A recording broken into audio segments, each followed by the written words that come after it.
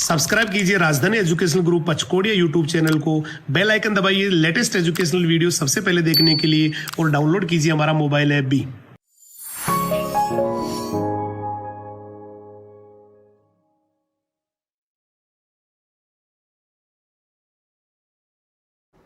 जय हिंद, जय राजधानी। कैसे हैं आप सभी? मैं हेमंत कुमार सिंह, आप सभी का बायोलॉजी मेंटर एक बार फिर से हमारे राजधानी एजुकेशनल ग्रुप के यूट्यूब चैनल पे आपका हार्दिक स्वागत करता हूं। चलिए स्टार्ट करते हैं आज के लेक्चर को। और आज का जो हमारा टॉपिक है, आज हम पढ़ने वाले हैं मोलस्का फाइलम के बारे में। जैसा कि आप जानते हैं, मैंने प्रीवियस लेक्चर में जो है आर्थ्रोपोडा फाइलम के क्लासिफिकेशन, उसके जो 7 क्लासेस थे with the member and with the help of diagram, मैंने उसको क्या किया था, एक्सप्लेन किया था। और आर्थ्रोपोडा के क्लासिफिकेशन को फिनिश करने के बाद वो जो है, इसके बाद जो सेकेंड लार्जेस्ट फाइलम होता है एनिमल डाइवर्सिटी का, वो क्या करने वाले हैं, आज स्टडी करने वाले हैं। और ये क्या है? ये है मोलस्का फाइलम। ठीक है, अब बेसिकली मोलस्का फाइलम में हमें क्या क्या स्टडी करना है, हमारा एक पर्टिकुलर ऑर्डर क्या होता है किसी भी पर्टिकुलर फाइलम को स्टडी करने का, आपको पता है। मैं पहले इसके हैबिटेट के बारे में बताता हूं, फिर इसके कुछ एक स्पेशल फीचर हो तो वो डिस्कस करते हैं, अगर नहीं हो तो सीधे हम लीड करते हैं बेसिस ऑफ क्लासिफिकेशन की तरफ। बेसिस ऑफ क्लासिफिकेशन को स्टडी करने के बाद यहाँ पे हम स्टडी करते हैं इसके लाइव प्रोसेस के बारे में। ठीक है, और लाइव प्रोसेस को डिस्कस कर लेंगे तो हम क्या बात करते हैं, उसके क्लासिफिकेशन के बारे में बात करते हैं। मतलब क्लासिफिकेशन मतलब कितने क्लासेस में डिवाइड करते हैं, उसके एग्जांपल्स की बात करते हैं। ठीक है, चलिए स्टार्ट करते हैं इसी पर्टिकुलर टॉपिक को, जो हमारा क्या है, मोलस्का फाइलम में हमें कौन कौन से जनरल कैरेक्टर्स को स्टडी करना होता है, हम ये देखने वाले हैं। ठीक है, देखिए वेरी फर्स्ट कैरेक्टर में आपको बताना चाहूंगा कि जो मोलस्का फाइलम है उसका हैबिटेट कहाँ है। ठीक है, मतलब उसका प्लेस ऑफ लिविंग जो है, उसके बेसिस पे आवास स्थान के आधार पर ये कैसे होते हैं, मैं आपको ये बताने वाला हूं। तो देखिए, आवास स्थान के आधार पर ये कैसे होते हैं, मैंने कहा ये जो है बेसिकली कहां कहां पाए जाते हैं, ये स्वच्छ जल में पाए जाते हैं। कहां पाए जाते हैं? मैंने कहा ये फ्रेश वाटर में पाए जा सकते हैं। ठीक है, फ्रेश वाटर के साथ साथ ये कैसे होते हैं, ये मेराइन वाटर या फिर मैंने कहा सी वाटर जो होता है, मेराइन वाटर में भी मिल सकते हैं। मतलब ये फ्रेश वाटर स्वच्छ जल के साथ साथ मेराइन वाटर, सी वाटर, समुद्री जल में भी मिल सकते हैं। मतलब कहने का मतलब यह है कि अलवणीय जल के साथ साथ लवणीय जल में भी पाए जा सकते हैं। ठीक है, चलिए स्टडी करते हैं। उसके बाद नेक्स्ट पॉइंट हमें क्या डिस्कस करना होता है, ये देखिए, ये वाटर में प्रेजेंट है, मतलब जलीय प्रकार के हो गए, एक्वेटिक हो गए। ठीक है, लेकिन इसके साथ साथ यहां पर क्या कहा जाता है कि कुछ एक मेंबर्स ऐसे भी होते हैं जो कहां प्रेजेंट होते हैं, जो लैंड पे प्रेजेंट होते हैं। मतलब वो क्या होते हैं, मैंने कहा वो जो है स्थलीय प्रकार के होते हैं। क्या होते हैं? वो स्थलीय प्रकार के होते हैं, टेरेस्ट्रियल टाइप के होते हैं। ठीक है, इस पर्टिकुलर कैरेक्टर को डिस्कस करने के बाद हम अब डिस्कस करने वाले हैं इसका नेक्स्ट कैरेक्टर। देखिए, मोलस्का फाइलम का जो सबसे इंपॉर्टेंट कैरेक्टर होता है, जो हम इसके मॉर्फोलॉजी मतलब इसके आकार की या फिर एक्सटर्नल अपीयरेंस से समझ सकते हैं, वो क्या होता है स्टूडेंट, बेसिकली ये होता है कि जो भी मेंबर्स इस मोलस्का फाइलम में आते हैं, उनके जो बॉडी की बात करें, मतलब उनका जो शरीर होता है वो क्या होता है, बहुत सॉफ्ट होता है, कोमल प्रकृति के होते हैं। ठीक है, तो ये जो है सॉफ्ट बॉडीड एनिमल होते हैं, जिनका बॉडी मतलब उनका जो शरीर होता है वो क्या होता है, कोमल होता है, सॉफ्ट होता है। ठीक है, चलिए हम ये स्टडी करने वाले हैं। मैं आपको बताने वाला हूं कि ये कैसे होते हैं। ये बेसिकली सॉफ्ट बॉडीड होते हैं। क्या होते हैं? मैंने कहा ये जो है सॉफ्ट बॉडीड एनिमल होते हैं। कैसे होते हैं? ये सॉफ्ट बॉडीड एनिमल होते हैं। ठीक है, सॉफ्ट बॉडीड एनिमल कहने का मतलब क्या है, मैंने कहा ये जो है जो भी पर्टिकुलर मेंबर आते हैं उसका बॉडी कैसा होता है, इसका सॉफ्ट होता है। ठीक है, इसके साथ साथ यहाँ पे कुछ और जनरल पॉइंट डिस्कस कर लेते हैं। मैंने अभी आपको बताया कि अगर हम एनिमल किंगडम मतलब जंतु जगत के सबसे लार्जेस्ट फाइलम की बात करते हैं तो वो तो क्या होता है, आर्थ्रोपोडा होता है। ठीक है, और इसे क्या कहा जाता है, आप जानते हैं, इसे कहा जाता है सेकेंड लार्जेस्ट फाइलम। क्या कहते हैं इसे सेकेंड लार्जेस्ट फाइलम कहा जाता है। ठीक है, सेकेंड लार्जेस्ट फाइलम जो है क्या होता है, मोलस्का होता है। तो थर्ड लार्जेस्ट फाइलम किसे कहते हैं, वो होता है प्रोटोजोआ फाइलम, जिसको हमने स्टडी कर लिया है। आर्थ्रोपोडा फाइलम को भी स्टडी कर लिया है और आज हम देखने वाले हैं बेसिकली ये जो इसका जो सेकेंड लार्जेस्ट फाइलम होता है किसका, एनिमल किंगडम का, वो क्या होता है, मोलस्का होता है। अब देखिए, इसी में ही मैं यहां पे बताने वाला हूं कि इसी मोलस्का क्लास या फिर मोलस्का फाइलम को जो हम जब क्लास में डिवाइड करेंगे, उसको हम वर्गों में विभाजित करेंगे, तो मैं आपको वहां पे क्या बताऊंगा, उसके क्लासिफिकेशन में मैं आपको बताऊंगा कि बेसिकली इसी का एक क्लास होता है, इसी मोलस्का फाइलम का एक क्लास होता है। इसे क्या कहा जाता है, इसे कहा जाता है गैस्ट्रोपोडा। क्या कहते हैं इसे कहा जाता है गैस्ट्रोपोडा। तो ये जो गैस्ट्रोपोडा है वो मोलस्का का क्या होता है, मैंने कहा मोलस्का का ये लार्जेस्ट क्लास होता है। ठीक है, मैंने यहाँ पे मोलस्का का बोला है, पूरे जंतु जगत का नहीं बोला है। पूरे जंतु जगत का सबसे बड़ा क्लास इंसेक्टा क्लास है होता है, जिसके बारे में हमने ऑर्थ्रोपोडा फाइलम में स्टडी कर लिया है। ठीक है, तो देखिए मोलस्का फाइलम में भी जो सबसे लार्जेस्ट क्लास होता है वो किसको हम कहते हैं, मैंने कहा ये होता है गैस्ट्रोपोडा। ठीक है, यहाँ पे हम 6 क्लासेस में हम इसको डिवाइड करेंगे मोलस्का फाइलम को, जब मैं इसका आपको वर्गीकरण या फिर क्लासिफिकेशन बताऊंगा। ठीक है,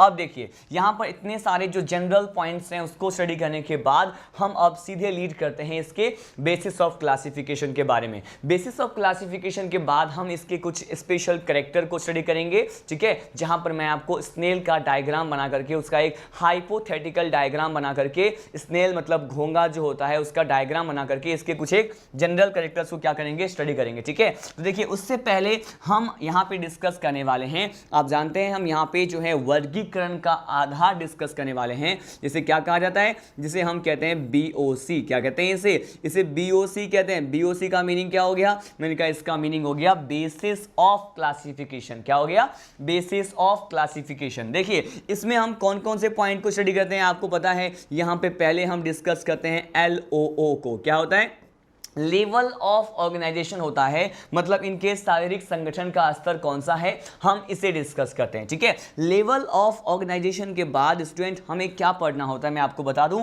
इसके बाद आप जानते हैं, इसके बाद हम यहीं पर जो है बॉडी प्लान को क्या करते हैं, डिस्कस करते हैं। बॉडी प्लान मतलब शरीर का आयोजन डिस्कस करते हैं। ठीक है, उसके बाद थर्ड पॉइंट क्या होता है आपको पता है, यहाँ पे थर्ड पॉइंट जो होता है वो होता है बॉडी वॉल, और बॉडी वॉल को ही क्या कहा जाता है, बॉडी वॉल को ही कहा जाता है जर्म लेयर। क्या कहते हैं इसे, जर्म लेयर, मतलब जनन स्तर या फिर देह भित्ति की भी हम क्या करेंगे, बात करेंगे। चलिए पहले इन तीनों की बात कर लें, उसके बाद हम स्टडी करते हैं। देखिए यहां पे अगर लेवल ऑफ ऑर्गेनाइजेशन की बात करें तो यहां पर ये जो भी अपने लाइफ प्रोसेसेस होते हैं, बायोलॉजिकल इवेंट होते हैं, मतलब जो भी जैविक क्रियाएं होते हैं, ये बेसिकली किस स्तर पे संपन्न करते हैं, किस लेवल पे उसको परफॉर्म करते हैं, तो ये होता है इसमें ऑर्गन सिस्टम। क्या होता है ये, organ system level of organisation को क्या करते हैं, ये रिप्रेजेंट करते हैं। ठीक है, देखिए उसके बाद जो बॉडी प्लान को हम डिस्कस करते हैं कि ये जो बॉडी प्लान होता है, शरीर का जो आयोजन होता है वो किस प्रकार का होता है, मैं आपको बता दूं यहां पे बॉडी प्लान जो होता है वो ट्यूब विद इन ट्यूब होता है। क्या होता है, बॉडी प्लान यहां पे इसका कैसा होता है, ट्यूब विद इन ट्यूब होता है। नलिका के अंदर नलिका प्रकार का यहां पे शरीर का आयोजन पाया जाता है, जो कि हमें ये बताता है कि यहां पे मोलस्का फाइलम में जो भी मेंबर्स आते हैं वो बेसिकली कैसे होते हैं, उनका जो एलिमेंट्री कैनाल होता है, आहार नाल जो होता है वो पूर्ण विकसित होता है, वो कंप्लीटली डेवलप्ड होता है। ठीक है, इसके बारे में वो क्या करता है, इंफॉर्मेशन देता है, क्या, tube with in tube type का जो बॉडी प्लान होता है। ठीक है, उसके बाद देखिए हम यहाँ पे डिस्कस करते हैं इसके बॉडी वॉल की। बॉडी वॉल जर्म लेयर के बेसिस पे आप बहुत बार इस पॉइंट को पढ़ चुके हैं। तो ये क्या होंगे, ये ट्रिप्लोब्लास्टिक होते हैं। क्या होते हैं ये ट्रिप्लोब्लास्टिक होते हैं। आपको पता है कि अगर ट्रिप्लोब्लास्टिक कह रहे हैं तो इसमें 3 जर्म लेयर प्रेजेंट होते हैं, एक होता है एक्टोडर्म, एक होता है एंडोडर्म, और इन दोनों एक्टो और एंडो के बीच में मीजोडर्म होता है। ठीक है, इसे हम यहाँ पे डिस्कस नहीं करें, बहुत बार पढ़ लिए, बस इतना पता होना चाहिए ये त्रिकोरिक प्रकार के जीव होते हैं, ट्रिप्लोब्लास्टिक प्रकार के जीव होते हैं। ठीक है, देखिए इसके बाद जो हम यहाँ पे पॉइंट डिस्कस करते हैं आपको पता है, अब यहाँ पे हम डिस्कस करने वाले हैं बॉडी कैविटी के बारे में। ठीक है, देखिए बॉडी कैविटी जो है यहाँ पे कुछ एक वेरिएशन देखने को मिलता है, और देखिए देह गुहा को ही यहाँ पे हम सिलोम कह सकते हैं। ठीक है, यहाँ पे इसको बॉडी कैविटी को हमने सिलोम कह दिया। अब यहाँ पे बॉडी कैविटी जो है उसके बेसिस पे हम बात करें तो आपको पता है इसमें सिलोम प्रेजेंट होता है, भी जो है यूसिलोमेट टाइप का होता है। क्या होता है, मैंने कहा यहाँ पर यूसिलोमेट मतलब आपको पता है 7 प्रकार के गुहा की बात करते हैं जो यहाँ पर पाए जाते हैं। तो ये कैसे होते हैं स्टूडेंट, ये यूसिलोमेट होते हैं। ठीक है, 7 प्रकार के गुहा इसमें पाया जाता है। यूसिलोमेट में भी यहाँ पे स्पेशल पॉइंट हम बात कर लेते हैं। देखिए इसमें भी यहाँ पर 2 प्रकार के सिलोम जो हमें देखने को मिलता है, वो क्या होता है, एक होता है साइजोसिलोम। क्या होता है, एक होता है साइजोसिलोम। ठीक है, और साइजोसिलोम के साथ साथ एक क्या होता है, एक होता है यहाँ पे हीमोसिलोम। तो यहाँ पे साइजोसिलोम और हीमोसिलोम की हम यहाँ पे बात करें, ठीक है। लेकिन यहाँ पे स्पेशल पॉइंट क्या है, स्पेशल पॉइंट ये है कि जब भी हम यहाँ पे साइजोसिलोम तरह के 7 प्रकार के गुहा की बात करेंगे तो ये साइजोसिलोम किसमें प्रेजेंट होता है। देखिए इसी पर्टिकुलर मोलस्का फाइलम का जब हम क्लासेस पढ़ेंगे तो जैसे मैंने बताया यहाँ पे गैस्ट्रोपोडा एक क्लास है,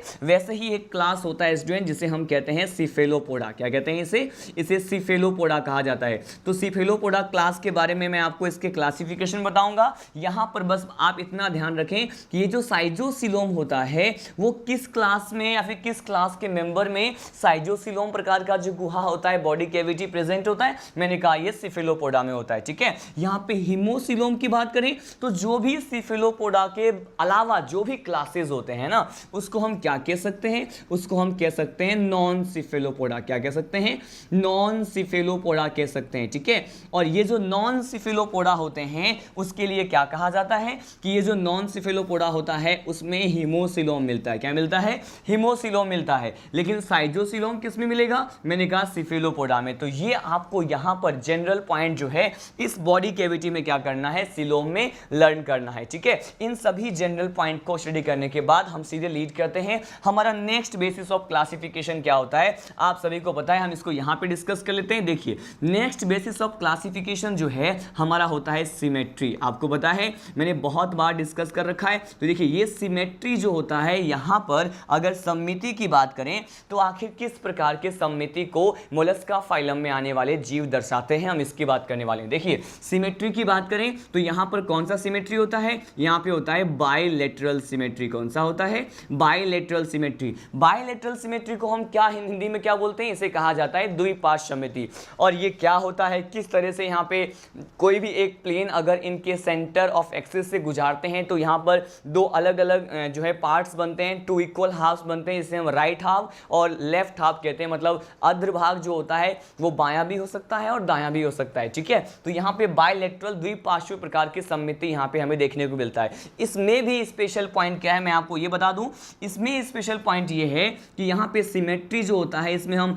एक्सेप्शन कंसीडर करते हैं स्टूडेंट, ठीक है। यहाँ पे एक अपवाद की बात करते हैं, ठीक है। यहाँ पर अपवाद क्या है, जब भी हम किसके बारे में पढ़ेंगे, जब भी हम स्नेल के बारे में पढ़ेंगे, किसके बारे में, जब भी हम स्नेल मतलब घोंघा के बारे में पढ़ेंगे, वहां स्नेल के बारे में मैं आपको क्या बताऊंगा, घोंघा जो होता है वो बेसिकली कैसे होते हैं, घोंघा जो होते हैं ये अपवाद स्वरूप ये कैसे होते हैं, ये एसिमेट्रिकल होते हैं। बताएं आप मुझे ये कैसे होते हैं, ये असममित प्रकार के होते हैं, एसिमेट्रिकल होते हैं, जिसमें सिमेट्री हमें देखने को नहीं मिलता है, ठीक है। हम ये बात करते हैं। देखिए स्नेल मतलब हमने घोंघा की बात की जो कि असममित प्रकार के होते हैं, एसिमेट्रिकल प्रकार के होते हैं, ठीक है। अब ये आपको स्पेशल पॉइंट रखना है। हालांकि स्नेल के अलावा जो भी मेंबर होगा उसमें द्विपार्श्व सममिति होता है, लेकिन अपवाद स्वरूप स्नेल में कौन सी सिमेट्री है, मैंने कहा इसमें सिमेट्री है ही नहीं। तो ये कैसे होते हैं, एसिमेट्रिकल होते हैं, ठीक है। ये इसका पॉइंट हमें डिस्कस करना था, ठीक है। इसके बाद देखिए सिमेट्री के बाद हम यहाँ पे बेसिस ऑफ क्लासिफिकेशन में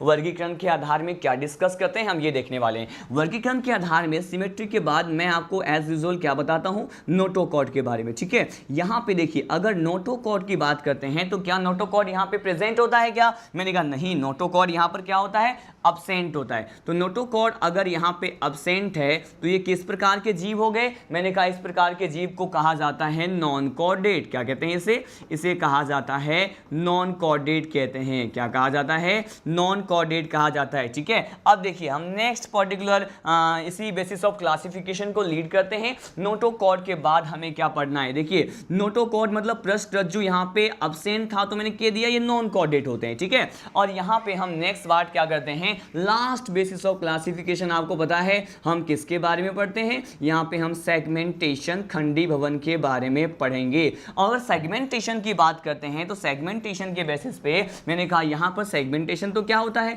मोलस्का में अब्सेंट होता है, ठीक है। तो यहाँ पर अगर खंडी भवन नहीं पाया जाएगा तो इनके जो बॉडी पार्ट्स होते हैं वो कैसे होते हैं, मैंने कहा अखंडित होते हैं। तो इनके बॉडी पार्ट्स को क्या कहेंगे हम, इसे हम कहेंगे ए सेगमेंटेड। क्या बोलेंगे, हम बोलेंगे इसे ए सेगमेंटेड बोलेंगे, ठीक है। मोलस्का फाइलम में जो भी जनरल कैरेक्टर्स को हमने हमने स्टडी किया है इसको हम वन मोर टाइम देख लेते हैं। आपको पता है मैंने बताया कि all this type of members, जो भी वो सभी सदस्य जो मोलस्का फाइलम में आते हैं, उनका जो बॉडी होता है वो काफ़ी सॉफ्ट होता है, काफ़ी कोमल प्रकृति के होते हैं, ठीक है। इसके अलावा मैंने क्या कहा, इसके अलावा मैंने कहा कि ये सेकेंड लार्जेस्ट फाइलम होते हैं और इसी मोलस्का फाइलम का एक क्लास होता है जिसके बारे में मैंने बताया आपको, जिसे हम क्या कहते हैं, गैस्ट्रोपोडा क्लास कहते हैं, और वो जो है सबसे लार्जेस्ट क्लास मोलस्का फाइलम का कंसीडर किया जाता है, ठीक है। फ्रेश वाटर में होते हैं, मेराइन वाटर में भी हो सकते हैं, टेरेस्ट्रियल भी हो सकते हैं, मतलब जलीय के साथ साथ स्थलीय प्रकार के भी हो सकते हैं, ठीक है।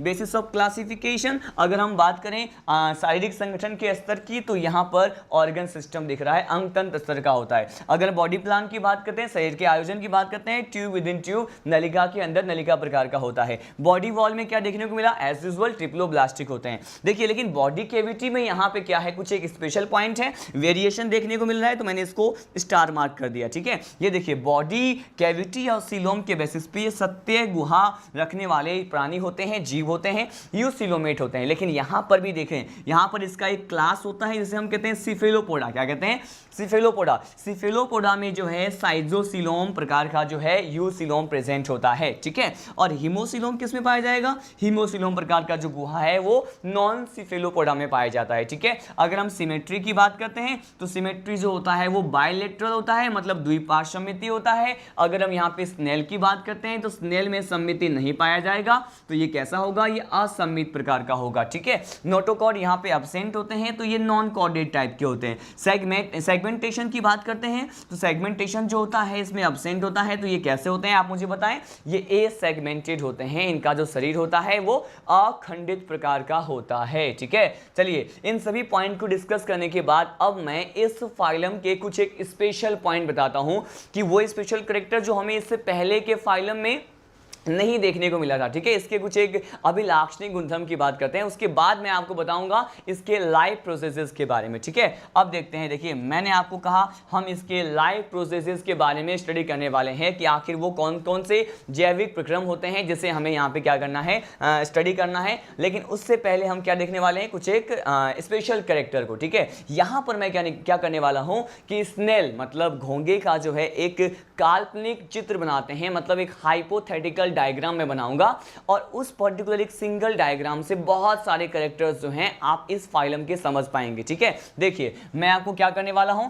यहां पर मैं जो है यहां पर क्या बनाने वाला हूं, यहां पर एक हाइपोथेटिकल डायग्राम, ठीक है। यहां पे क्या करने वाले हैं, यहां पर हम बनाने वाले हैं हाइपोथेटिकल। हाइपोथेटिकल का मतलब क्या होता है, हाइपोथेटिकल का मतलब होता है काल्पनिक, इमेजिनरी, ठीक है। हाइपोथेटिकल डायग्राम यहां पे बनाने वाला हूं, एक काल्पनिक चित्र किसका, hypothetical diagram of Mollusca. Mollusca में भी किसका, मैंने कहा मोलस्का में भी हम यहाँ पे स्नेल की बात कर रहे हैं, मतलब घोंगे की बात कर रहे हैं, ठीक है। यहाँ पे स्नेल लिख दिया, ठीक है। यहाँ पे देखिए अगर स्नेल के बहुत सारे जो करेक्टर हैं इसके बॉडी के, आपको ऑटोमेटिकली यहाँ पे क्या कर जाना है, यहाँ पे मालूम चल जाना है इस पर्टिकुलर डायग्राम से ही, ठीक है। देखिए यहाँ पे हाइपोथेटिकल डायग्राम ऑफ स्नेल कैसा होता है, इसके डिफरेंट पार्ट्स की बात करेंगे, ठीक है। यहाँ पर आपको पहले कुछ एक कंसेप्ट प्रोवाइड करने वाला हूँ, ये क्या है, देखिए अगर हम मोलस्का फाइलम की बात करते हैं, ठीक है, मोलस्का फाइलम की बात करते हैं, तो ये जो मोलस्का संघ है इसके पर्टिकुलर जो भी जीव आते हैं इसमें कितने बॉडी पार्ट्स होते हैं, मतलब इसके बॉडी पार्ट्स की बात करते हैं, शरीर के भाग की बात करते हैं, ठीक है। यहाँ पे बॉडी पार्ट्स जो होते हैं वो कितने प्रकार के होते हैं, यहाँ पे बॉडी पार्ट्स जो होते हैं वो 3 टाइप्स के होते हैं। कितने होते हैं पार्ट्स, मैंने कहा 3 पार्ट्स होते हैं। अब ये कौन कौन से होते हैं, देखिए जो फर्स्ट पार्ट होता है स्टूडेंट, इसे कहा जाता है हेड, क्या कहते हैं, इसे सिर कहा जाता है, ठीक है। सेकेंड पार्ट जो होता है इसे क्या कहा जाता है, इसे कहा जाता है विसरल हम्प। क्या कहते हैं इसे, बताएं मुझे आप, इसे कहते हैं विसरल हम्प। और जो थर्ड पार्ट होता है ना, इसे क्या कहते हैं, इसे कहा जाता है मस्क्यूलर फुट। क्या कहते हैं इसे, मस्क्यूलर फुट कहते हैं। तो देखिए हम हिंदी में भी बात करते हैं, इसे हम क्या कह सकते हैं, देखिए हेड को जो है, हेड वाला पार्ट जो है इसे हम सिर कहते हैं। विसरल हम्प जो है इसे कहते हैं अंतरांग कुबड़। क्या कहते हैं इसे अंतरांग कुबड़ कहते हैं, ठीक है। और यहाँ पे मस्कुलर फुट को हिंदी में कहा जाता है मांसल पाद, क्या कहते हैं, मांसल पाद कहते हैं, ठीक है। तो यहाँ पे बेसिकली यहाँ पे 3 पार्ट्स जो हैं आप इसके बॉडी में देख रहे हैं, कितने पार्ट्स होते हैं,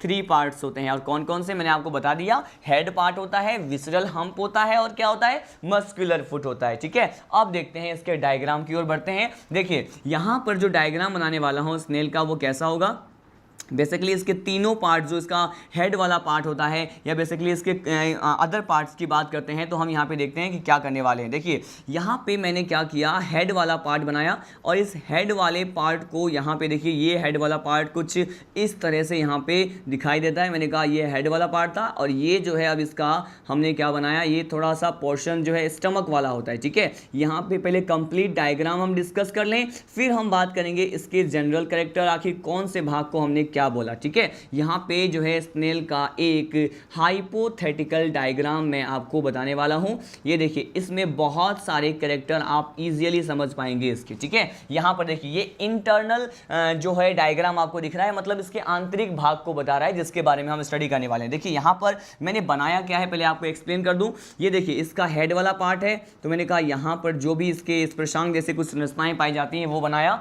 और देखिए यहाँ पर ये जो पर्टिकुलर पार्ट है ना, ये, ठीक है, इसको हम क्या कह रहे हैं, ये इसका फर्स्ट पार्ट है, आप जानते हैं इसे क्या कहते हैं, इसे हम कहते हैं हेड। ये इसका सिर वाला भाग होता है, ठीक है। और देखिए यहाँ पर सिर वाले भाग को हमने बनाया, और यहाँ पे क्या होता है कि ये जो पार्ट आपको दिख रहा है, ठीक है, ये पार्ट इसका क्या होता है, मैंने कहा ये जो पार्ट होता है इसका, ये है होता है इसका स्टमक, क्या होता है इसका स्टमक वाला पार्ट होता है, ठीक है। अब देखिए यहाँ पे स्टमक पार्ट हो गया, अब देखिए यहाँ पर स्टमक हो गया, और ये वाला पार्ट जो होता है इसका स्मॉल इंटेस्टाइन होता है, जिसके बारे में हम डिस्कस करेंगे। लेकिन उससे पहले देखिए मैंने कहा ये जो आपको ये लास्ट पार्ट दिख रहा है, इसे हम क्या कहते हैं, इससे लास्ट पार्ट को क्या कहा जाता है, ये इसके बॉडी का सेकेंड पार्ट होता है। बॉडी का फर्स्ट पार्ट मैंने हेड बताया, और बॉडी के सेकेंड पार्ट को क्या कहते हैं आप मुझे बताएं। इसे हम कहते हैं विसरल हम्प, क्या कहते हैं इसे अंतरांग कुबड़ कहते हैं, विसरल हम्प कहा जाता है, ठीक है। और ये इसका क्या होता है, मैंने कहा ये जो है ये पर्टिकुलर पार्ट जो होता है इसका लार्ज इंटेस्टाइन होता है, क्या होता है ये,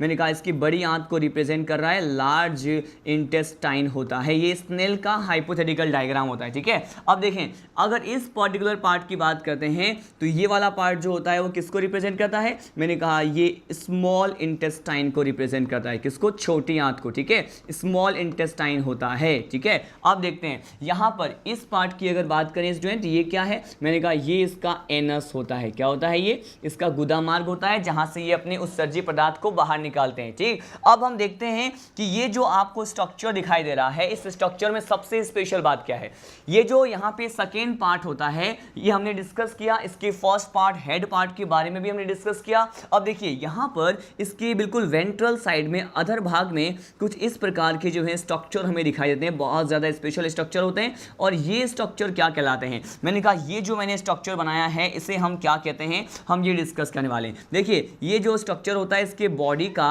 थर्ड पार्ट मैं बना रहा हूँ, कौन सा पार्ट है ये, इसके बॉडी का थर्ड पार्ट होता है, जिसे हम क्या कहते हैं आप मुझे बताएं। इसे कहा जाता है, इसी थर्ड पार्ट को कहते हैं कौन सा वाला पार्ट, इसे हम कहते हैं मस्क्यूलर फुट, क्या कहते हैं इसे, मांसल पाद वाला भाग कहते हैं मस्क्यूलर फुट कहा जाता है, क्या कहते हैं, मस्क्यूलर फुट कहते हैं, ठीक है। अब ये मांसल पाद जो होता है उसका वर्क क्या होता है हम ये भी डिस्कस करेंगे। तो इसके वर्क की बात करते हैं। देखिए ये जो मांसल पाद होता है वो किस में हेल्प करेगा, मैंने कहा इट जनरली हेल्प, ये हेल्प किस में करता है, ये हेल्प करेगा बेसिकली किस में, ये जो गति और गमन मतलब लोकोमोशन में क्या करता है, ये मांसल पाद हमें हेल्प करता है बेसिकली। हम अगर किस फाइलम की बात करें, यहाँ पर हम बात कर रहे हैं मोलस्का फाइलम में आने वाले स्नेल की, ठीक है। तो यहाँ पे मस्कुलर फुट किस में हेल्प करता है, लोकोमोशन में हेल्प करता है, किसमें, तो मैं लिख दिया यहाँ पर लोकोमोशन में हेल्प करता है, ठीक है। उसके बाद देखिए और हमें क्या दिखाई देता है, हम ये बात करने वाले हैं। ये जो इसका विसरल हम्प होता है ये इसका सेकेंड पार्ट है, और विसरल हम्प के कुछ ऊपर जो है, मैंने कहा विसरल हम्प के ऊपर कुछ इस तरीके के हमें स्ट्रक्चर दिखाई देते हैं, ठीक है। ये जो विसरल हम्प के ऊपर ये जो स्ट्रक्चर आपको दिखाई दे रहा है ये इसे क्या कहते हैं, ठीक है। ये जो इसका अस्तर आपको दिखाई दे रहा है बेसिकली ये एक ऐसा अस्तर होता है जो मुलायम होता है, स्पंजी होता है, बहुत ज़्यादा सॉफ्ट होता है, स्पंजी होता है और मांसल प्रकृति कैविटी का जो स्तर होता है ये इसके अंतरांग कुबर के चारों तरफ इस तरह से पाया जाता है, ठीक है। और इस लेयर को क्या कहते हैं, इस लेयर को इसे क्या कहते हैं, बेसिकली इसे कहा जाता है मेंटल। क्या कहते हैं इसे यहां पर कहा जाता है मेंटल। इसके बारे में भी हम बात करेंगे, ठीक है। तो देखिए अगर हम मेंटल की बात करें तो मेंटल के लिए हिंदी का टर्म कौन सा है, इसका मतलब होता है प्रवार। क्या कहते हैं इसे प्रवार कहा जाता है, ठीक है। और मेंटल को ही क्या कहते हैं, मेंटल को ही यहाँ पे कहा जाता है पेलियम। क्या कहते हैं इसको, मेंटल कह दें या फिर इसको कह दें पेलियम, और हिंदी का टर्म क्या है, प्रवार होता है। तो ये जो है जो विसरल हम्प होता है, अंतरांग कुबर जो होता है, उसके बाहर पाए जाने वाले एक तरह से ये मुलायम या फिर स्पंजी स्तर है या फिर इसका मांसल भाग होता है, ठीक है, जिसे हम क्या कह रहे हैं, मेंटल और पेलियम कहते हैं। अब ये मेंटल और पेलियम जो होता है इसका वर्क क्या होता है मैं आपको ये बताने वाला हूँ, ठीक है। अब हम इसके कार्य या फिर इसके फंक्शन की बात करने वाले हैं। बेसिकली अगर हम इसके फंक्शन की बात करते हैं तो इसके कार्य के लिए क्या कहा जाता है, इसका फर्स्ट वर्क जो होता है कि it is responsible for the secretion of calcium carbonate, ठीक है। देखिए यहां पर ये क्या सिक्रेट करते हैं मैं आपको बता दूं, ये सिक्रेट करते हैं कैल्शियम कार्बोनेट को। कैल्शियम की ये CO3 से क्या कर दिया है, रिप्रेजेंट कर दिया है। लेकिन ये कैल्शियम कार्बोनेट जो है वो आगे जाकर के किसके फॉर्मेशन में इंपॉर्टेंट रोल प्ले करते हैं, मैंने कहा ये कैल्शियम कार्बोनेट जो होता है वो आगे जाकर के जो है कवच का निर्माण करता है, सेल का फॉर्मेशन करता है। किसका, सेल, मतलब इसके जो बॉडी की या फिर ये कहें कि विसरल हम्प के बाहर जो मेंटल पाया जाता है वो कैल्शियम कार्बोनेट को सिक्रेट करता है। कैल्शियम कार्बोनेट से इसके जो बाह्य आवरण होता है, कवच जिसे कहते हैं, सेल जिसे कहते हैं, उसको क्या करता है, ये उसके फॉर्मेशन में जो है इंपॉर्टेंट रोल प्ले करता है। कौन, मैंने कहा ये कैल्शियम कार्बोनेट। और कैल्शियम कार्बोनेट रिलीज कौन करता है, ये मेंटल। मेंटल क्या है, मेंटल है विसरल हम्प के बाहर पाया जाने वाला कुछ एक स्पंजी मांसल स्तर होता है जो कि मुलायम होता है, ठीक है। अब देखते हैं, इतने सारे कैरेक्टर को हमने डिस्कस किया, लेकिन देखिए यहाँ पर एक और स्पेशल कैरेक्टर हम यहाँ पे डिस्कस करने वाले हैं। वो क्या है, यहाँ पर देखिए मैंने कहा ये तो मेंटल हो गया और ये क्या हो गया, मैंने कहा विसरल हम्प। मतलब अगर इस प्रवार या पेलियम वाले भाग की बात करें, मेंटल की बात करें, और ये जो यहाँ पे विसरल हम्प होता है, तो इसके बीच में ये जो आपको कुछ एक खाली जगह दिख रही है, ये क्या है, इसको हम इस खाली जगह को क्या कहते हैं, तो बेसिकली इसे कहा जाता है मेंटल कैविटी। क्या कहते हैं इसे, मैंने कहा इसे कहा जाता है, इस कैविटी को, इस गुहा को क्या कहते हैं, मेंटल कैविटी कहते हैं, प्रवार गुहा कहते हैं, ठीक है। और देखिए इस प्रवार गुहा में क्या पाया जाता है, देखिए यहां पर एक स्पेशल टाइप के स्ट्रक्चर्स प्रेजेंट होते हैं। मैंने कहा ये जो मेंटल कैविटी होता है, मैंने कहा यहां पर कुछ इस तरह से जो है स्ट्रक्चर प्रेजेंट होते हैं, ठीक है। और इसे क्या कहा जाता है, ये जो स्ट्रक्चर यहां प्रेजेंट होता है ये क्या है, जो इसके प्रवार गुहा में पाए जाते हैं, मेंटल कैविटी में पाए जाते हैं। देखिए इसके मेंटल कैविटी में, प्रवार गुहा में ये पाए जाने वाला स्ट्रक्चर, इसे कहा जाता है टिनिडिया। क्या कहते हैं इसे कहा जाता है टिनिडिया। और ये जो टिनिडिया होता है ये बेसिकली यहाँ पे सी साइलेंट है, इसलिए हम क्या कह रहे हैं, इसको टिनिडिया कह रहे हैं। इस टिनिडिया के वर्क की बात करते हैं तो मैंने कहा ये मेंटल कैविटी में पाए जाने वाले कुछ एक पंखनुमा क्या होते हैं, मैंने कहा इसे पंखनुमा गिल कहते हैं। क्या कहते हैं इसे पंखनुमा गिल कहते हैं, जो कि इसके मेंटल कैविटी में क्या होता है, प्रेजेंट होता है। तो देखिए मैंने कहा यहाँ पर ये क्या है, एक तरह से विंग लाइक, मैंने कहा ये क्या होता है, ये बेसिकली यहाँ पर विंग लाइक गिल्स होते हैं, ठीक है। विंग लाइक गिल्स होते हैं जो कि किस में हेल्प करेंगे, हम ये भी बात कर लें। मैंने कहा ये जो विंग लाइक गिल्स होते हैं वो बेसिकली टू फंक्शन को परफॉर्म करते हैं। यहाँ पर ये सम टाइम जो है रेस्पायरेशन के लिए क्या है, रेस्पॉन्सिबल हैं, मतलब इससे श्वसन भी होगा, ठीक है। श्वसन के साथ साथ इसी टिनिडिया से, जो कि इसकी मेंटल कैविटी में एक पंखनुमा जो है गिल की समान संरचना होती है, इसी से ही कौन सा कार्य देखा जाता है, मैंने कहा यहाँ पर एक्सक्रीशन भी होता है। क्या होता है, मैंने कहा यहाँ पर रेस्पिरेशन भी होता है और एक्सक्रीशन भी होता है, ठीक है। तो ये सारे पॉइंट हमने यहाँ पे क्या किए हैं, डिस्कस किए हैं। देखिए इसके बाद हम अगेन आते हैं यहाँ पर, ये जो मेंटल वाला जो पार्ट था, प्रवार वाला पार्ट था, जिसने सेल का फॉर्मेशन किया था with the secretion of the calcium carbonate like chemical substance, ठीक है। यहाँ पर हम इसके सेल की बात करते हैं। सेल को क्या कहते हैं, ये सेल कोशिका वाला नहीं है, ये शेल है। सेल को क्या बोलेंगे,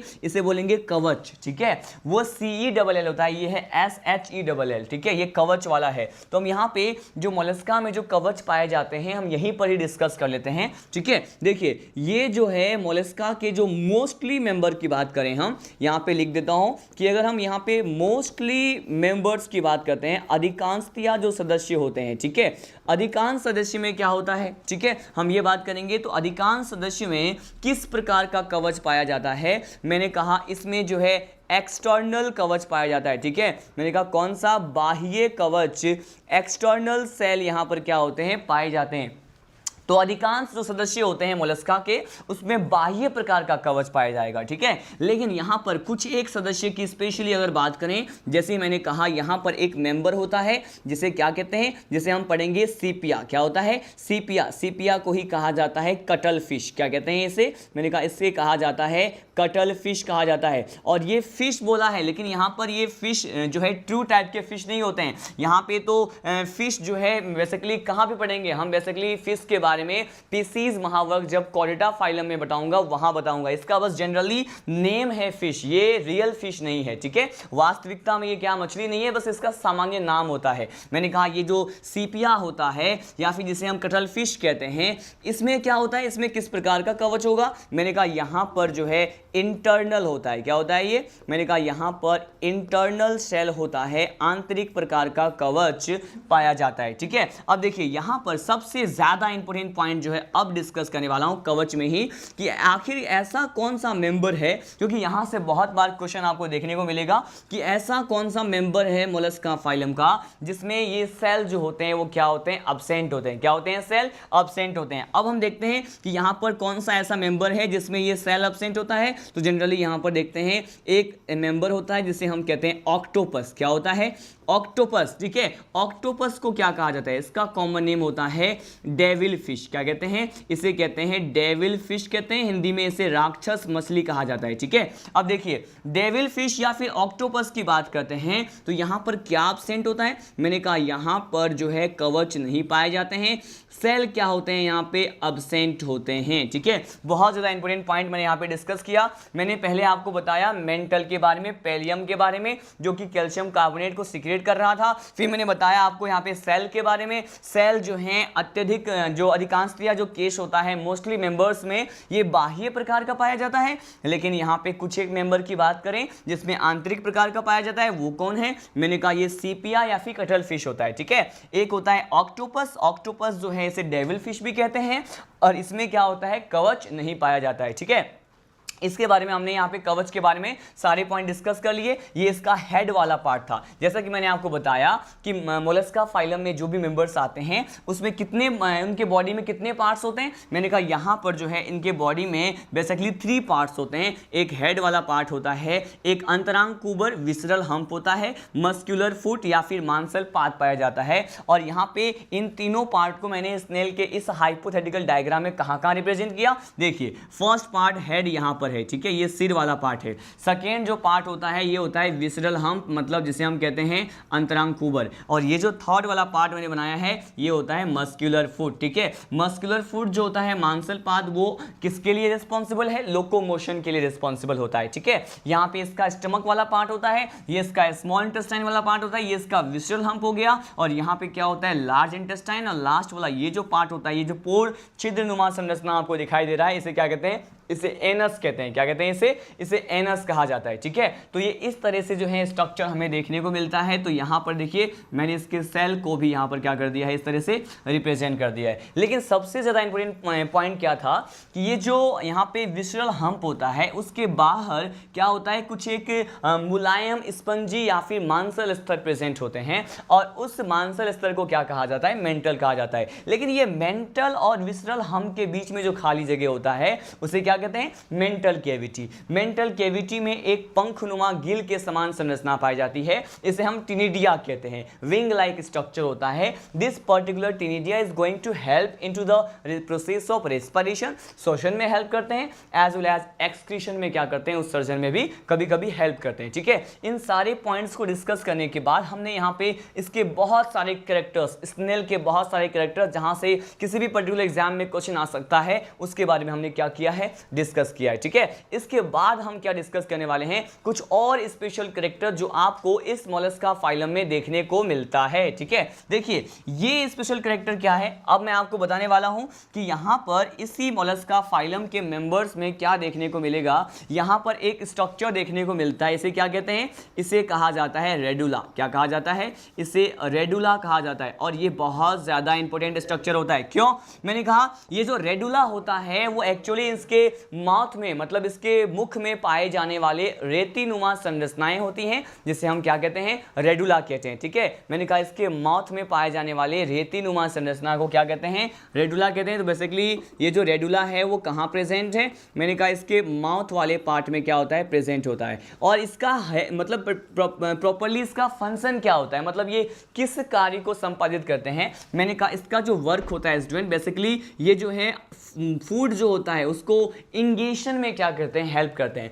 मतलब फूड के इंगेशन को क्या कह सकते हैं, भोजन के अंतर्ग्रहण में क्या करेगा, हेल्प करेगा। तो हम यहाँ लिख सकते हैं कि ये जो है फूड के इंजेशन में क्या करता है, हेल्प करता है। किसमें, मैंने कहा ये फूड के इंजेशन में हेल्प करता है, माउथ में पाए जाने वाले एक रेतीनुमा संरचना, जिसे क्या कहते हैं, रेडुला कहते हैं, ठीक है। अब देखिए ये भी स्पेशल पॉइंट था, ठीक है, जो हमें इससे पहले किसी भी फाइलम में देखने को नहीं मिला था, ठीक है। Radula is the characteristics of the member which belong to the mollusca phylum, ठीक। अब देखते हैं यहां पर नेक्स्ट कैरेक्टर। देखिए अब मैं क्या बताने वाला हूं, ये भी बहुत ज़्यादा इंपॉर्टेंट है, ये हम नोट पॉइंट में कंसीडर कर रहे हैं। बेसिकली इस पर्टिकुलर प्रोसेस में स्टूडेंट के माइंड में बहुत ज़्यादा मिसकंसेप्शन रहता है, क्योंकि थ्योरी का पर्टिकुलर पार्ट जो होता है किसी भी बुक में गिवन होता है और उस थ्योरी को समझ पाने में बहुत ज़्यादा टाइम लगता है। It will take more time, ठीक है, to understand this all concept. तो ये नोट पॉइंट में मैं आपको क्या बताने वाला हूँ, एक बायोलॉजिकल प्रोसेस होता है स्टूडेंट, इसे क्या कहते हैं, इसे कहा जाता है टॉर्सन। क्या कहते हैं इसे टॉर्सन कहा जाता है। यहां पर टॉर्सन जो है क्या है, हम ये समझते हैं। तो मैंने कहा ये एक प्रकार की जैविक प्रक्रिया है, या फिर हम ये कह सकते हैं it is a type of biological process. क्या होता है ये, मैंने कहा ये बायोलॉजिकल प्रोसेस होता है, एक प्रकार की क्या है, ये जैविक प्रक्रिया है या फिर बायोलॉजिकल प्रोसेस होता है, ठीक है। अब देखिए अगर इस जैविक प्रक्रिया के बारे में बात करें तो मैं आपको यहां बता दूं कि ये जो बायोलॉजिकल प्रोसेस होता है वो क्या होता है, हम कैसे इसे एक्सप्लेन कर सकते हैं, इसको एक डायग्राम के थ्रू समझने की कोशिश करेंगे, ठीक है। ऐसा कहा जाता है कि जो लार्वल स्टेज में पाए जाने वाले जो एलिमेंट्री कैनाल होता है, ठीक है, लार्वल स्टेज मतलब लार्वा अवस्था, ठीक है, लार्वा अवस्था में जो पाया जाने वाला जो आहार नाल होता है, एलिमेंट्री कैनाल जो होता है यहाँ पे मोलस्का के फाइलम में, तो वो क्या होता है, बेसिकली स्ट्रेट होता है, वो क्या होता है, सीधा होता है, ठीक है। लेकिन उसमें सममिति कौन सी होती है, उसमें द्विपार्श्व प्रकार की सममिति होती है। चलिए हम इसे डायग्राम के थ्रू समझने की कोशिश करेंगे तो ही हम अच्छे से समझ पाएंगे। मैंने कहा सपोज ये क्या कर रहा हूं, मैं टॉर्सन को समझा रहा हूं कि टॉर्सन आखिर किस प्रकार की जैविक प्रक्रिया है। सपोज मैंने ये क्या कर दिया, मैंने यहां पर जो बनाया है ये एलिमेंट्री कैनाल बनाया है। क्या है, मैंने कहा ये जो आपको दिख रहा है इसका आहार नाल है, ये क्या है, इसका आहार नाल है, एलिमेंट्री कैनाल है, ठीक है। और ये जो एलिमेंट्री कैनाल है आप जानते हैं कहां से कहां तक होता है, मैंने कहा ये पर्टिकुलर पार्ट जो है, मैंने कहा ये माउथ है, इसका मुख वाला भाग है, ठीक है। और ये पार्ट जो होता है इसका एनस वाला भाग है, इसका गुदा मार्ग होता है, ठीक है। और ये जो एलिमेंट्री कैनाल आपको यहाँ पे दिख रहा है, इसके बारे में ये कह रहे हैं कि ये एलिमेंट्री कैनाल हम किस स्टेज में बात कर रहे हैं, आखिर ये हम यहाँ पे लार्वल स्टेज में बात कर रहे हैं। किस स्टेज में, मैंने कहा यहाँ पर हम लार्वल स्टेज में बात कर रहे हैं। तो लार्वल स्टेज में पाया जाने वाला एलिमेंट्री कैनाल यहाँ पे आपको कैसा दिख रहा है, सीधा दिखाई देता है। मैंने लिख दिया यहाँ पे ये स्ट्रेट होता है। क्या होता है, ये स्ट्रेट होता है, सीधा होता है, ठीक है। और यहाँ पर अगर हम किसकी बात करें, यहाँ पर बेसिकली हम अगर सिमेट्री की बात करें कि इस अवस्था में यहाँ पे कौन सी सममिति हमें दिखाई देती है, तो ये जो बेसिकली सिमेट्री हमें यहाँ पे दिखाई देती है इसे क्या कहते हैं, इसे यहाँ पे कहते हैं बाइलेटरल सिमेट्री। क्या कहते हैं, बाइलेटरल सिमेट्री कहा जाता है, ठीक है। लेकिन स्पेशल पॉइंट क्या है, मैं आपको ये बताने वाला हूं कि इस प्रक्रिया में आखिर होना क्या है, ठीक है। अब देखिए अब क्या होगा कि ये जो बायलैटरल सिमेट्री जो कि हम क्या कह रहे हैं किस अवस्था में है, एक बार और देखते हैं। लार्वल स्टेज में पाया जाने वाला आहार नाल एलिमेंट्री कैनाल सीधा होता है और उसमें सममिति क्या है, बायलैटरल सिमेट्री। लेकिन जैसे ही इसमें टॉर्सन का प्रोसेस हो जाएगा तो ये सीधा पाया जाने वाला जो एलिमेंट्री कैनाल होता है स्टूडेंट, ये बेसिकली कहा जाता है कि ये 180 डिग्री पे क्या हो जाएगा, मुड़ जाएगा, मतलब 180 डिग्री डिग्री के कोण पर क्या हो जाएगा, ट्विस्ट हो जाएगा। ठीक है, अब देखिए यहां पर ये कहा जाता है कि ये 180 डिग्री एंगल पे क्या हो जाना है इसका, मैंने कहा ये ट्विस्ट हो जाएगा। ठीक है, तो जैसे ही ट्विस्ट हो जाएगा तो मैंने कहा ये कुछ ऐसा दिखाई देता है। ठीक है, मैंने कहा ये जो है 180 डिग्री पे जैसे ही हमने क्या कर दिया, इसको ट्विस्ट कर दिया, तो ये बेसिकली ऐसा दिखाई देगा। ठीक है, और इस स्टेज में ये जो एलिमेंट्री कैनाल होता है ना, मैंने कहा ये कौन सा स्टेज है, जब ये लार्वल स्टेज जो होता है 180 डिग्री में ट्विस्ट होकर के हमें यहाँ पे ऐसा दिखाई देगा, तो ये तो लार्वल स्टेज है। लेकिन ये आगे जब चेंज हो जाएगा किसमें, मैंने कहा यहाँ पर हम बात कर रहे हैं एडल्ट स्टेज में। किसकी बात कर रहे हैं, यहाँ पर हम एडल्ट स्टेज की बात करते हैं, वयस्क अवस्था की बात करते हैं। ठीक है, आप ये जानते हैं कि किसी भी पर्टिकुलर जीव के जो भ्रूणीय परिवर्धन या फिर हम ये कहें कि उसके डेवलपमेंट का जो होता है इनिशियल फेज लार्वल ही होता है। ठीक है, और उसके बाद जो है वो वयस्क अवस्था में क्या होते हैं, चेंज होते हैं। आपको यहाँ पे देखने को मिला कि यहाँ पे जो लार्वल स्टेज में एलिमेंट्री कैनाल सीधा था, लेकिन इसके वयस्क अवस्था में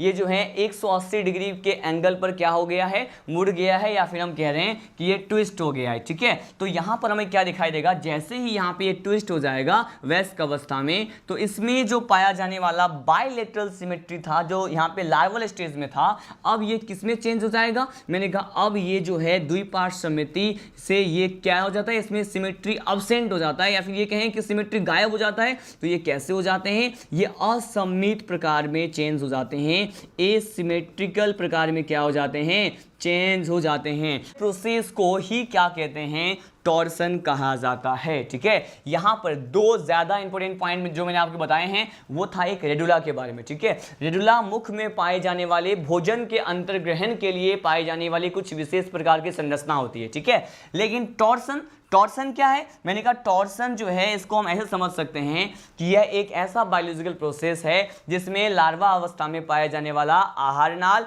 जब वयस्क अवस्था में चेंज होता है तो उसमें जो बायलेटरल सिमेट्री होती है वो किस में चेंज हो जाएगा, वो असममित प्रकार के जो है सिमेट्री में, या फिर सिमेट्री उसमें क्या हो जाता है, नहीं देखने को मिलता है। और यहाँ पर जो 180 डिग्री में ट्विस्ट होने का प्रोसेस होता है, इस पूरे कंप्लीट प्रोसेस को ही क्या कहते हैं, टॉर्सन कहते हैं। ठीक है, तो यहाँ पर हमने मोलस्का फाइलम के कुछ एक जनरल डिटेल्स पढ़ा, फिर बेसिस ऑफ क्लासिफिकेशन मैंने आपको बताया, और उसके साथ साथ हमने फिर स्पेशल फीचर में जो प्रीवियस हमारा सेगमेंट था उसमें हमने स्नेल का एक हाइपोथेटिकल डायग्राम देखा, और अभी मैंने आपको रेडुला और इसके टॉर्सन के बारे में बताया। ठीक है, रेडुला और टॉर्सन के बारे में डिस्कस करने के बाद अब हम सीधे पढ़ते हैं इसमें पाए जाने वाले लाइव प्रोसेस के बारे में। ठीक है, कि यहाँ पर जो भी जैविक प्रक्रियाएं होती हैं वो हमें किस तरह से देखने को मिलती हैं, मैं आपको ये बताने वाला हूं। ठीक है, अब देखिए अगर हम इसके लाइव प्रोसेस की बात करते हैं, स्टूडेंट हमारा टॉपिक क्या है, अब हम इसमें पढ़ने वाले हैं कि अगर हम इसके किसकी बात करें, जैविक प्रक्रिया, मतलब हम 1 बाय 1 डाइजेशन, रेस्पिरेशन, ये सब हम स्टडी करने वाले हैं। ठीक है, और यहाँ पर भी हर पॉइंट में क्या है, ऑर्थ्रोपोडा की तरह बेसिकली वेरिएशन देखने को मिलेगा। ठीक है, अलग अलग बातें देखने को मिलेगी जो हमने अभी तक स्टडी नहीं किया है, उसका क्या है जनरल कैरेक्टर्स है, मतलब इसमें अभिलाक्षणिक गुणधर्म होते हैं, सामान्य गुणधर्म जो होते हैं वो हमें यहाँ पे देखने को मिलेगा।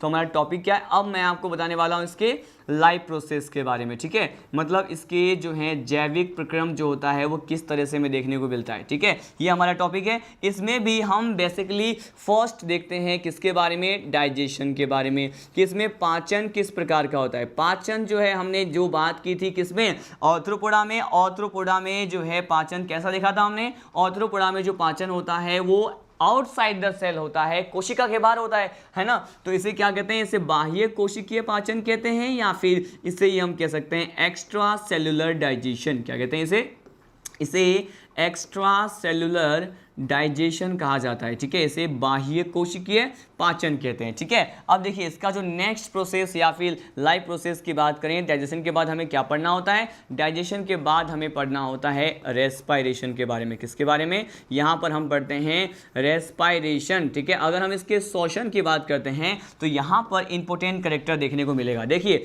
यहाँ पर जो श्वसन के लिए पाए जाने वाली स्ट्रक्चर हैं, अभी हमने स्नेल के हाइपोथेटिकल डायग्राम में स्टडी किया था। मैंने वहाँ पे जो मेंटल कैविटी प्रवार गुहा में कुछ एक पंखनुमा गिल के समान जो स्ट्रक्चर बताया था आपको, उसके बारे में हमने स्टडी किया था। और ये पंखनुमा जो गिल होते हैं वो क्या होते हैं, मैंने कहा टिनिडिया होते हैं। क्या कहते हैं इसे कहा जाता है टिनिडिया, ठीक है। और ये जो टिनिडिया होता है स्टूडेंट, ये मोलस्का फाइलम में पाया जाने वाला क्या है, मैंने कहा ये टिनिडिया जो कि एक पंखनुमा गिल होता है, ये टिनिडिया क्या होता है, मैंने कहा ये टिनिडिया जो होता है वो रेस्पिरेशन के लिए क्या होते हैं, रेस्पॉन्सिबल होते हैं। साथ साथ ये समटाइम उत्सर्जन मतलब एक्सक्रीशन में भी हेल्प करेंगे, ठीक है, यहाँ पे ये देख रहे हैं, ठीक है। लेकिन टिनिडिया और उसके साथ साथ यहाँ पर और क्या प्रेजेंट होता है, मैंने कहा यहाँ पर रेस्पिरेशन के लिए यहाँ पे पल्मोनरी सेक प्रेजेंट होते हैं। क्या प्रेजेंट होते हैं, यहाँ पे टिनिडिया के साथ साथ पल्मोनरी सेक प्रेजेंट होते हैं। लेकिन अब हम ये देखने वाले हैं कि जब जब हम यहाँ पे टिनिडिया की बात करेंगे तो वो किस प्रकार के मोलस्कंस में होगा।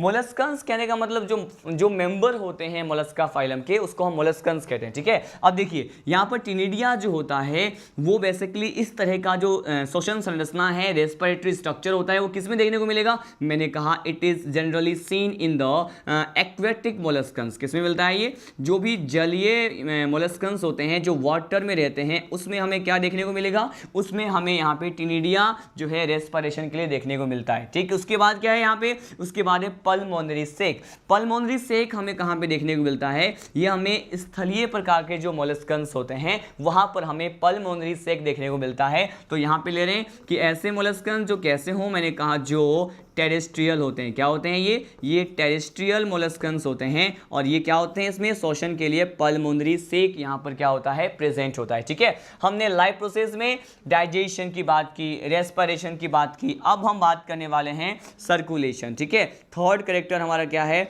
हम अब पढ़ने वाले हैं इसमें सर्कुलेशन कैसा होता है, ठीक है। यहाँ पे अगर परिसंचरण की बात करें तो परिसंचरण में क्या कहा जाता है, मैं आपको बता दूं, परिसंचरण में कहा जाता है यहाँ पर क्लोज टाइप का क्या होता है, मैंने कहा देखें यहाँ पे अगर हम किसकी बात करें, close type of circulatory system की बात करें, मतलब यहाँ पे CS क्या रिप्रेजेंट कर रहा है, सर्कुलेटरी सिस्टम को रिप्रेजेंट कर रहा है, ठीक है। और ये जो close type of circulatory system होता है, बंद प्रकार का जो परिसंचरण तंत्र होता है, वो बेसिकली किस में देखने को मिलता है, मैंने कहा ये होता है सिफेलोपोडा में। कहाँ पे होता है, मैंने कहा ये होता है सिफेलोपोडा। अभी मैंने आपको बताया था कि सिफेलोपोडा क्या होता है, इसी का एक क्लास होता है, ठीक है। अगर हम सिफिलोपोडा के साथ साथ यहाँ पे किसकी बात करें, close type of circulatory system हमने डिस्कस किया।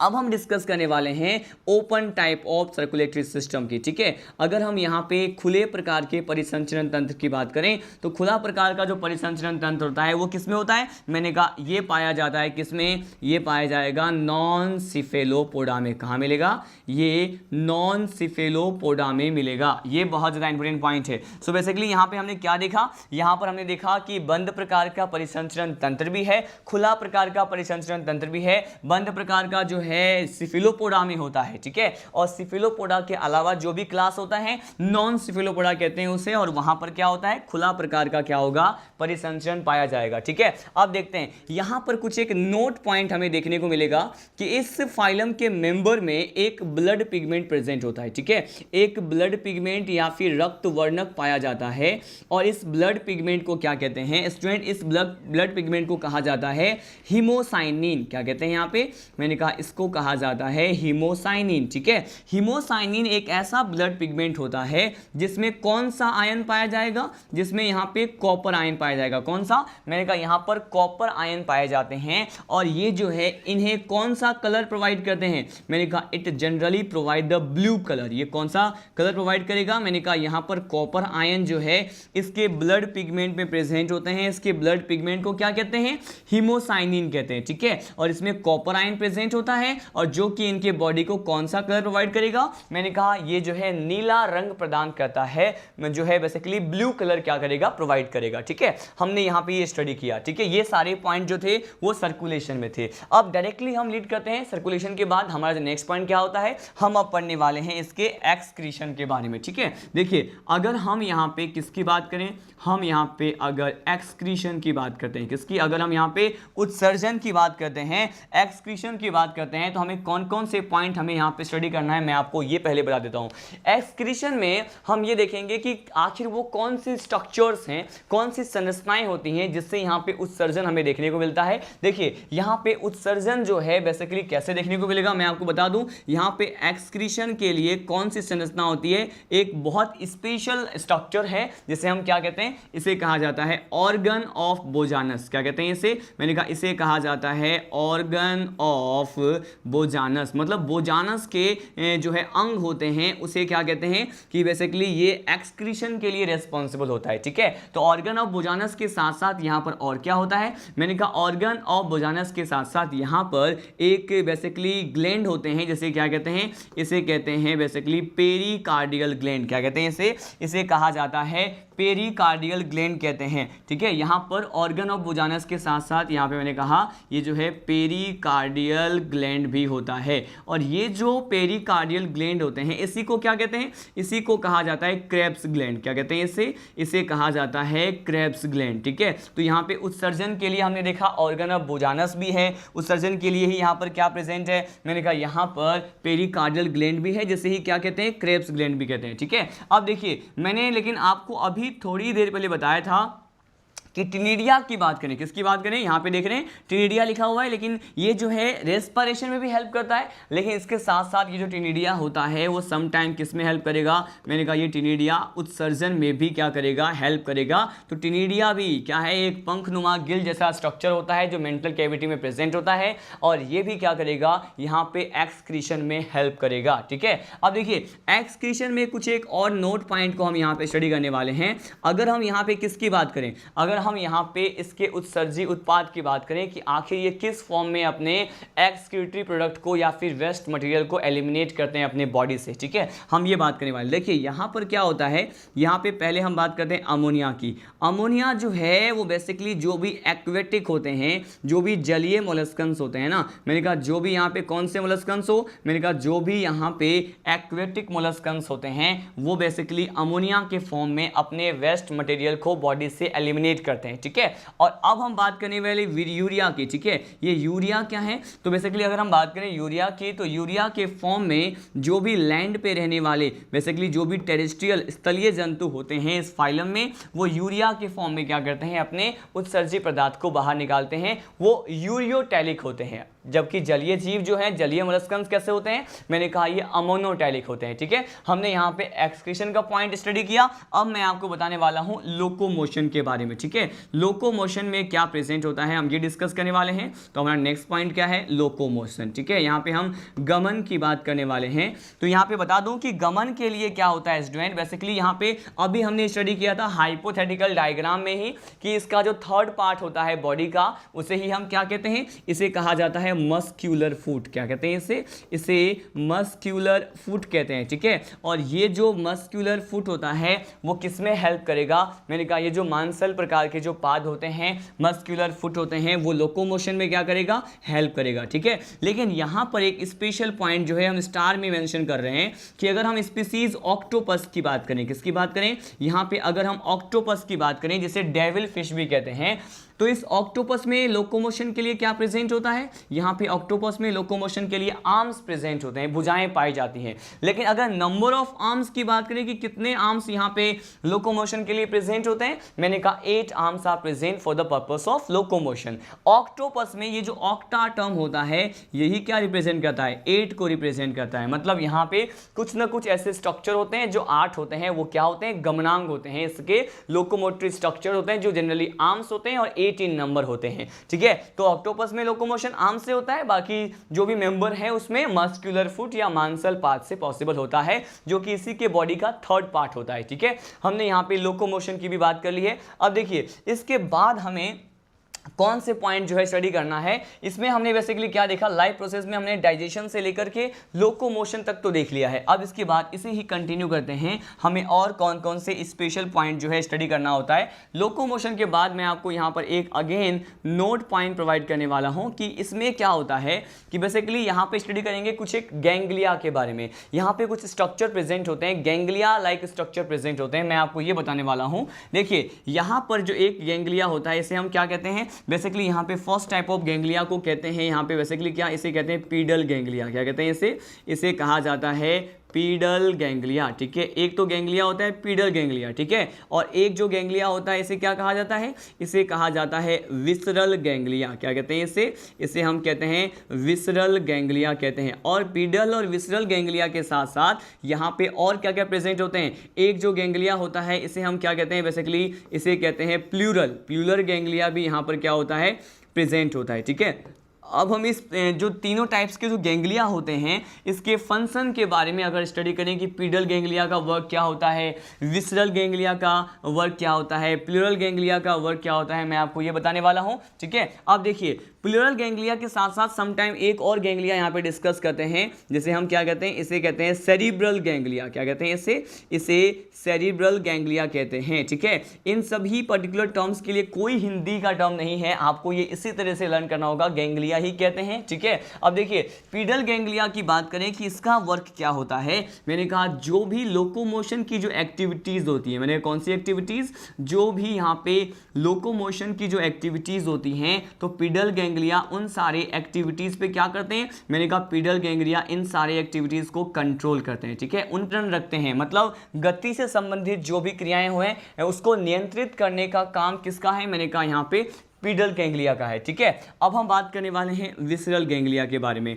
ये जो विसरल गैंग्लिया होता है स्टूडेंट, बेसिकली इसके बारे में कौन सा पॉइंट हमें गिवन होता है, मैंने कहा विसरल गैंग्लिया जो है जो भी यहाँ पे डाइजेशन के लिए एक्टिविटीज होती हैं। ठीक है, मैंने कहा यहाँ पे जो भी डाइजेशन के लिए एक्टिविटीज होती हैं उस पर कंट्रोल रखने का काम किसका है, मैंने कहा उस पर कंट्रोल रखने का काम विसरल गैंग्लिया का होता है। ठीक है, और अगर हम किसकी बात करें, अगर हम यहाँ पे प्लूरल या फिर सेरिब्रल गैंग्लिया की बात करते हैं तो ये कौन सा वर्क करते हैं, मैंने कहा यहाँ पे डाइजेशन और लोकोमोशन जैसे एक्टिविटीज के अलावा जो भी अदर वर्क होते हैं। ठीक है, जो भी यहाँ पे अदर वर्क होते हैं वो किसका होता है, मैंने कहा वो प्लूरल गैंग्लिया और सेरिब्रल गैंग्लिया का होता है। ठीक है, यहां से भी कई बार क्वेश्चन आ जाता है कि pedal ganglia that is present in the members of the molluscans are generally responsible for, मैंने कहा कि पीडल गैंग्लिया जो कि यहाँ पे मोलस्का फाइलम के जो मेंबर्स में प्रेजेंट होते हैं वो किसके लिए रिस्पॉन्सिबल होते हैं, तो आपका आंसर होगा ये लोकोमोशन के एक्टिविटीज के लिए होते हैं। तो इस तरह के क्वेश्चन भी कई बार पूछे जा चुके हैं। ठीक है, आप देखिए अब हम सीधे लीड करते हैं नेक्स्ट पर्टिकुलर लाइफ प्रोसेस के बारे में,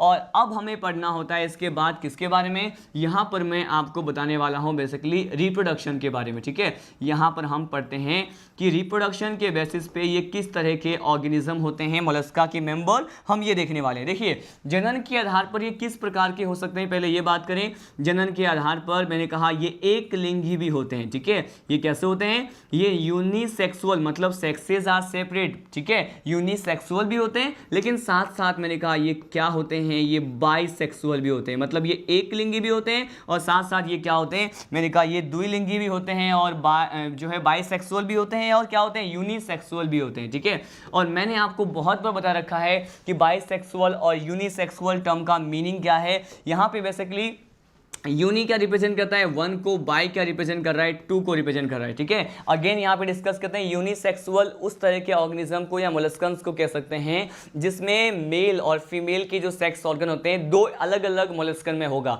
दो अलग अलग जीवों में होगा। सेक्सेस आर सेपरेट, मतलब ये क्या होते हैं, इनके जो जननांग होते हैं वो अलग अलग होते हैं। ठीक है, लेकिन पर्टिकुलर दोनों ही प्रकार के जो सेक्स ऑर्गन होते हैं एक सिंगल इंडिविजुअल केवल एक जीव में ही पाए जाते हैं, तो उसे क्या कहते हैं, बाइसेक्सुअल कहते हैं। ठीक है, यहाँ पर हमने रिप्रोडक्शन में ये पॉइंट डिस्कस किया।